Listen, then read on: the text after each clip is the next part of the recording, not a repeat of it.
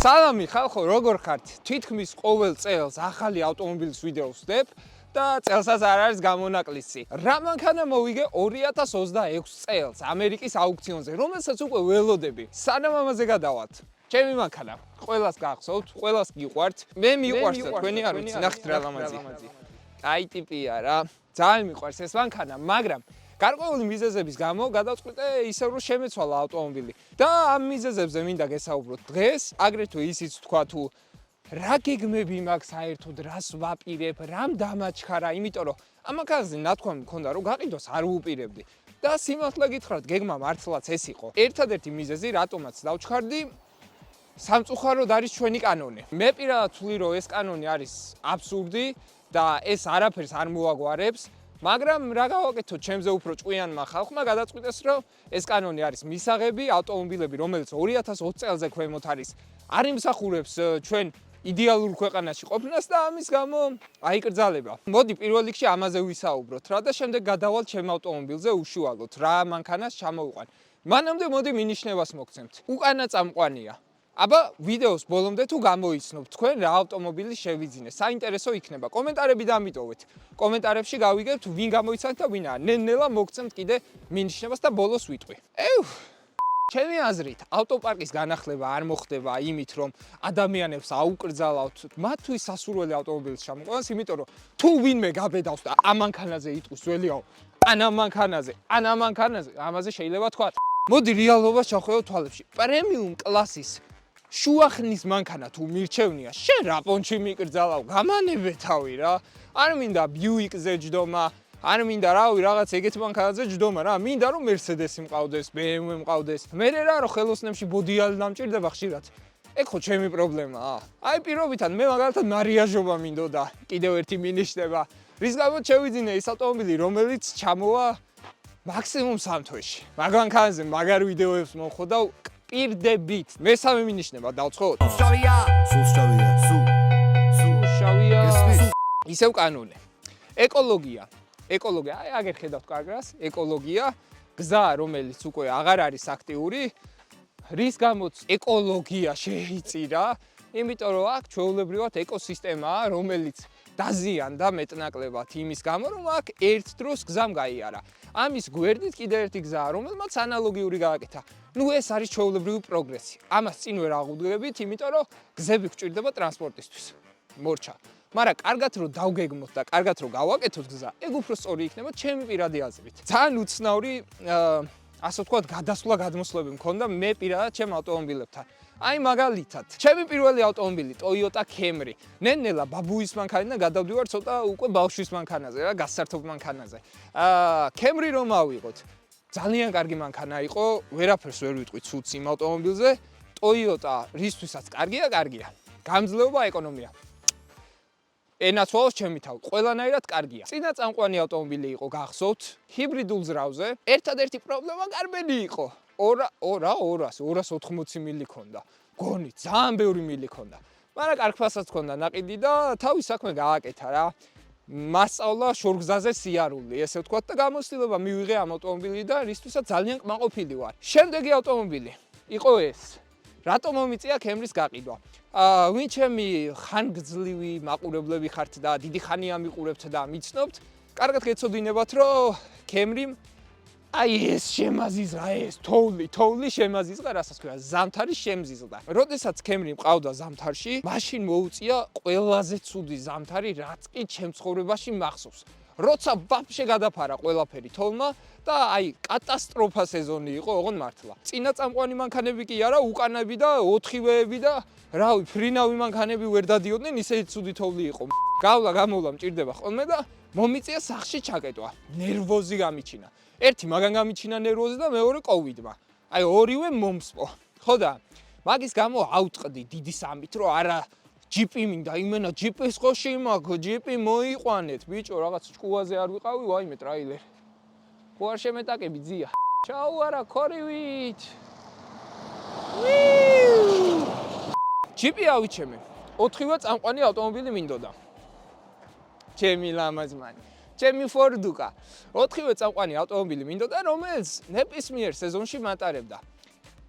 დიდად escape რამდენად ეგეთი არ ვიცი, მაგრამ ღმერთს ვადლობა მე ძალიან გამომადგა ეს ავტომობილი. 220 კილომეტრი აქვს ამას უკვე გავლილი, 190-მდე არ იყო მისული როცა ვიყიდე. რავი, ყველაფრით კმაყოფილი ვიყავი, ყველაფრით უმჯობესი იყო ეს ავტომობილი.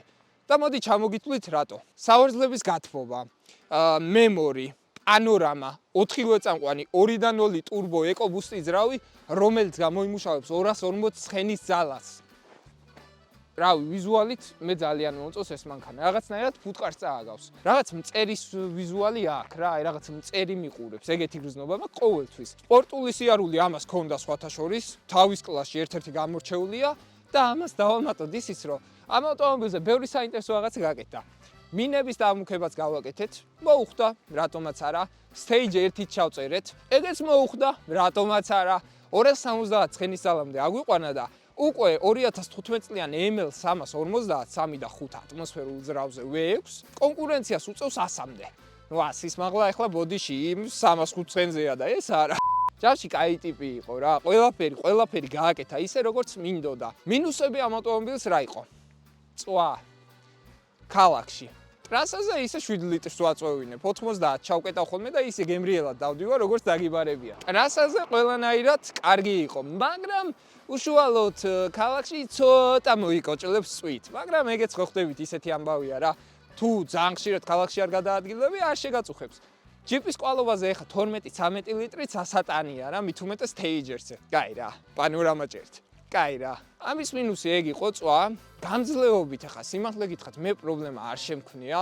ბევრი ლანძღავს და თათხავს და ის ბევრი არ უვლის ავტომობილს საერთოდ. რავი, ყოლოფში ზეთი არასოდეს არ შეუცვლიათ არც ერთ მანქანაზე დარწმუნებული ვარ ეგეთ ადამიანებს. ძრავის ზეთ სულიან 20,000 კილომეტრზე და ნუ მოკლედ ფეხებზე კიდიათ რა და ეგეთი ადამიანებისთვის არსებობს Honda და არსებობს Toyota, რომელიც მართლა გათვლილია რომ ეგრე დაიკიდო და ისე ატარო. ეს ცოტა აკურატული მანქანებია და გერმანელებზე ვაფშე ლაპარაკი არ დამაწყებინოთ. თქვენ რომ Land Rover-ი მოგცათ, ბრიტანული, ვაფშე გაგიჟდებოდთ. მართლა, პროსტა მანქანა რო ზის ფუჭდება. ეს ეგრე მაინც არ არის. ფრანგებშიც 1-2 არის ეგეთი ბრენდი, რომელიც პროსტა ზის და ფუჭდება რა, პება. მაგრამ ხო ხდები, მაგასაც მოვლა ჭირდება თავისებული რა, თავის სპეციფიკა გააჩნია ყველა ავტომობილს და თუ სურვილი არ გაქვს ავტომობილს მოუარო, მაშინ გაანებე თავი, იყიდე რაღაცა საძვლაგუნო მანქანა, რომელიც შენც დაგასვენებს, მეც დამასვენებს, ყველას დაასვენებს. ეგეთ საძვლაგუნო მანქანები ცოტა ხანში აღარ გვეყოლება ხალხო. ეგ მინდა რომ გაიაზროთ. იმიტომ რომ აქამდე თუ ჩამოყვავდა ავტომობილები, რავი, $2,000-ად ჩამოყვავდა. ეხლა ვეღარ ჩამოიყვან. მეყოლე კარგად. ამ მანქანასაც ვყიდი. ტელეფონის ნომერი აგერ ამოვარდება, ვისაც გაინტერესებს და გეხვეწებით, უბრალოდ ნუ მირეკავთ ხოლმე რა. ხო იცით რომ ძალიან მიყვარხართ ისედაც. Facebook-ზე დამამატეთ და იქ მაინც გაგცემთ პასუხს. ანუ ჩემი ტელეფონი არასოდეს არ დამიჟმოტავს, ყოველთვის ნათლად იყო. ყველგან შეგეძლოთ მაგის პოვნა და პროსტა ეხა სათამაშოდ ნუ დამირეკავთ. Facebook-ზე დამამატეთ, აი აქ ამოვარდა, Instagram-ზე დამამატეთ აქ და რა ვიმეგობროთ, მე არა მაქვს არანაირი პრობლემა. უბრალოდ ღამის 5 საათზე ნუ დამირეკავთ. თორე მე მემლანძღავთ კიდე ცუდი იუთუბერი ყოფილხარ და ცუდი იუთუბერი კი არა ვარ, ძილი მინდა. ეხლა ვისაუბროთ ჩემ ბიზნესზე. ჩემი ბიზნესი, რომელიც ამოვიწყე. ეს არის ავტომობილების ჩამოყვანა. კაკრას მაინც ესეც კანონთან კავშირშია. ანუ ავტომობილების ჩამოყვანა მოვინდომე 1-3 თვისին დაახლოებით რა. ახალ წელმა ჩაიარა რაღაცა ვიკეიფეთ ბედნიერად ყველა, მაგრამ ივანამ თქვა რომ არა ძმაო, ფული მინდა მეთქი. ფული გინდა აუფიქრობ ხა რა ვქნა. დავფიქრდი, მანქანები მევასება. მანქანის აუქციონებიც ასწორებს. ბიჭო, ხო არ დავაკავშირო და რა მივიღე კოპარტი და IA. ვერთობოდი, ხალისობდი 3 თვის მანძილზე 8 მანქანას გამოვყარი ხელი. გრანდიოზული ციფრი არ არის, მაგრამ 0-დან დაწყებული შემთხვევაში ცუდიც არ არის ესე რომ ვთქვათ. შესაბამისად პოტენციალი მაინც ასე თუ ისე საკმაოდ ბევრი მქონდა, დიდი პოტენციალი მქონდა.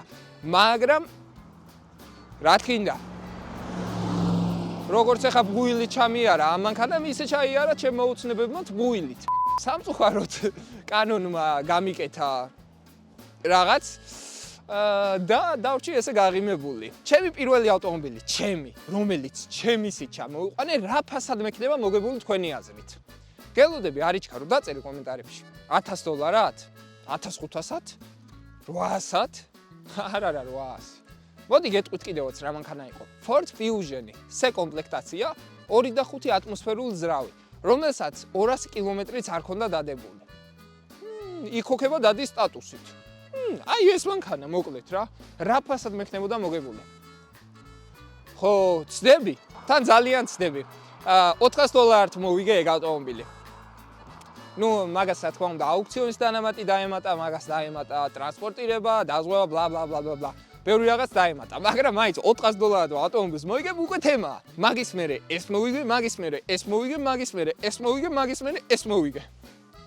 ანუ ქონდა პოტენციალი, ხალხო. ბევრი ვიფიქრე თუ ცოტა ვიფიქრე, გადავწყვიტე ავტომობილის ჩამოყვანა და ზუსტად თუ რამეს ვამეტებდე, ამ წამს დამეცეს მეხი. ამცდა. მამაჩემს ვურეკავ ტელეფონზე. მამი, ლიმონს ფრთები კი არა და მამი, მანქანა მინდაო. დაწყე გამოუშვიო, იყიდე რაც გაგისწორდებო. ბაზარი არა მეთქი. ბაზარი არაო, ყიდულობ თქო. ამ არჩევის პროცესში უცბად მესმის, რომ ახალი კანონი შემოვიდა. ან ყოველ შემთხვევაში შემოვიდოდა, ჯერ არ ვიცი, 2 მარტია, რომელი რიცხვია? 8 მარტია, მე 8 მარტს გიგოცავთ. არ ვიცოდი რა მოხდებოდა. აჩქარებული ტემპით მომიწია ავტომობილის შეძენა. ძალიან ბევრ მანქანას ვეთამაში. 20 მანქანას, 20-დან 40 მანქანას მაინც ვეთამაში. ზოგი გამიძვირდა, ზოგი არ მიღირდა, ზოგი ისე, ზოგი ასე. ნუ მოკლედ, აი, რასაც ქვია გამაწამა. ავტომობილის ფერი გაინტერესებთ? შავია. ხო გითხარით ეგ უკვე დამავიწყდა. 3 შავი მანქანა მყავს ისე გამოცვლილი. მესამეზე გადავდივარ.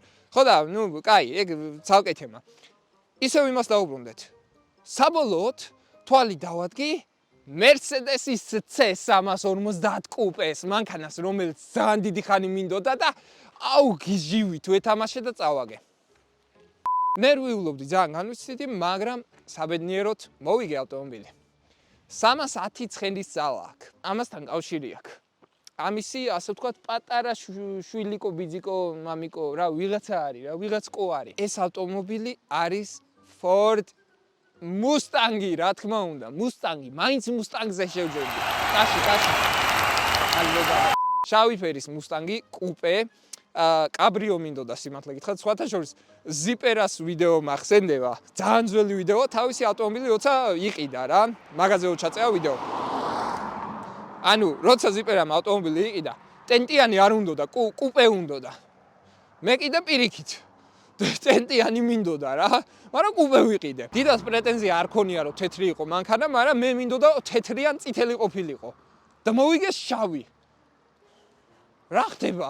თუ რამე გავცვალოთ ეგ ავტომობილები, არა მაქვს მე პრობლემა. პრემიუმ კომპლექტაცია, 2 და 3 ეკობუსტი. რატომ ეკობუსტი?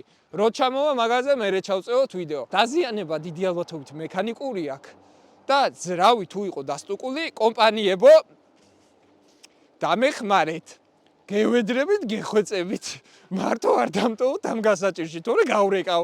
ჩემი Instagram-ი, Facebook-ი, ყველაფერი იქნება აღწერაში, ჩემი ტელეფონის ნომერიც, მაგრამ გთხოვთ რა, მართლა ტყუილად არ დარეკოთ რა, უბრალოდ მართლა გული მტკივა, როცა პროსტა საკაიფოდ მირეკავთ ხოლმე რა. მესიჯით მომწერეთ თუ გინდათ, არა მაქვს პრობლემა, გიპასუხებთ.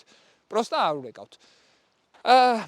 მადლობა, რომ უყურეთ დღევანდელ ვიდეოსაც. იმედია Mustang-ი ჩამოვა ისეთი, როგორც მეც და თქვენს გაგიხარდებათ და ძალიან ბევრ კარგ საინტერესო ვიდეო შემოგთავაზებთ ამ მანქანაზე, როგორც აქამდე იყო, ზუსტად იგივე ივაგი ბრუნდებათ. ხო, ამიტომ გაუზიარე ივიკო მეგობრებს. ბიჭო, ეგ მე რამდენად უნდა შემეშალოს. გამოიწერე არხი და კარგად იყავით. რაღაცა მავიწყდება ამდენი ხანი. მე მახსოვს რა არ გამიკეთებია ამდენი ხანი. თქვენ გახსოვთ?